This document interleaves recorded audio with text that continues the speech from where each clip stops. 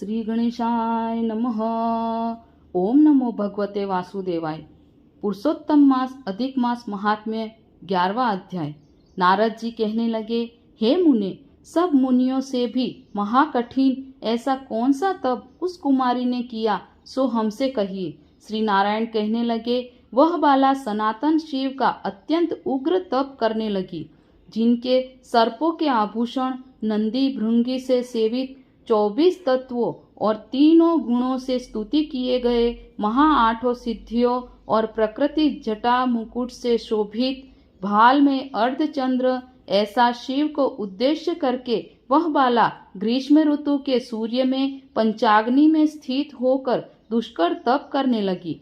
हेमंत तथा शिशिर ऋतु में ठंडे जल में स्थित मुख जल से ऊपर इस प्रकार दिखाई देती रही जैसे जल के ऊपर कमल शोभायमान होता है।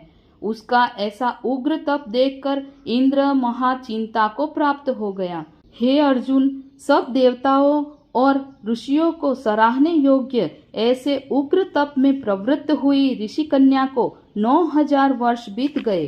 फिर पार्वतीपति शंकर ने इसके तप से प्रसन्न होकर अपना अगोचर रूप दिखाया। उस रूप को देखकर वह कन्या झटपट खड़ी हो गई, मानो उसके देह में प्राण आ गए।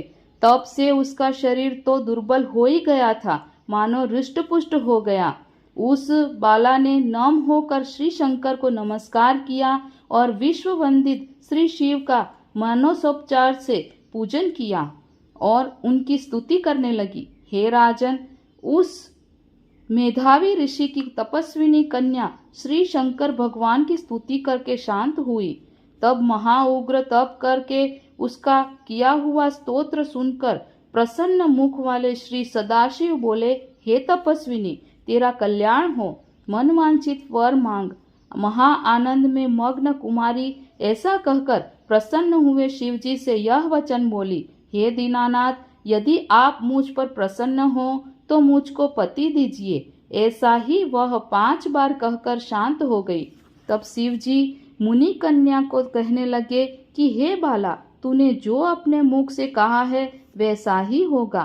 तूने 5 बार पति मांगा है, सो हे सुंदरी, तेरे 5 पति होंगे। श्री कृष्ण कहने लगे, श्री शिव के ऐसे अनिति प्रिय वचन सुनकर बाला बोली, हे सदाशिव, एक स्त्री के एक ही पति हो सकता है, कहीं भी स्त्री 5 पतियों वाली न देखी न सुनी। एक पुरुष के 5 स्त्री तो हो सकती है, मैं 5 पतियों वाली कैसे होऊंगी? आपको ऐसा कहना योग्य नहीं है। हे प्रभु, ऐसा वरदान देने से आपको ही लज्जा होगी। उस कन्या के ऐसे वचन सुनकर श्री शिव कहने लगे कि इस जन्म में नहीं, अगले जन्म में होंगे। वहां तू तपोबल से योनि से उत्पन्न नहीं होगी और वहां अग्नि से उत्पन्न सुख को प्राप्त होकर सब परम पद को प्राप्त होगी। दुर्वासा मेरा ही रूप है, तूने उनका तिरस्कार किया। यदि दुर्वासा को पायमान हो जाए तो तीनों लोकों को जला देवे। तूने अत्यंत ब्रह्म तेज का तिरस्कार किया और तूने भगवान के प्रिय पुरुषोत्तम मास का व्रत नहीं किया, जिसको श्री कृष्ण भगवान ने सब ऐश्वर्य सौंप दिया।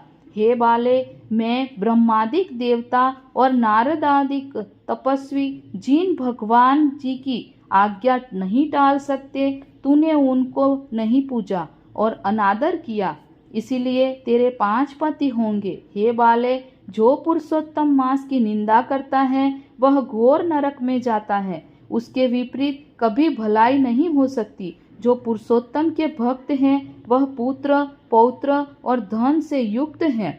इस लोक तथा परलोक की सिद्धि को प्राप्त होते हैं। हम सब देवता भी पुरुषोत्तम की सेवा करते हैं। इस प्रकार कहकर श्री नीलकंठ महादेव तत्काल अंतर ध्यान हो गए। तब वह बाला चकित रह गई। श्री सूत जी कहने लगे, हे ऋषियों, सदाशिव के अंतर ध्यान होने से उस कन्या को भी चिंता हो गई। ओम नमो भगवते वासुदेवाय।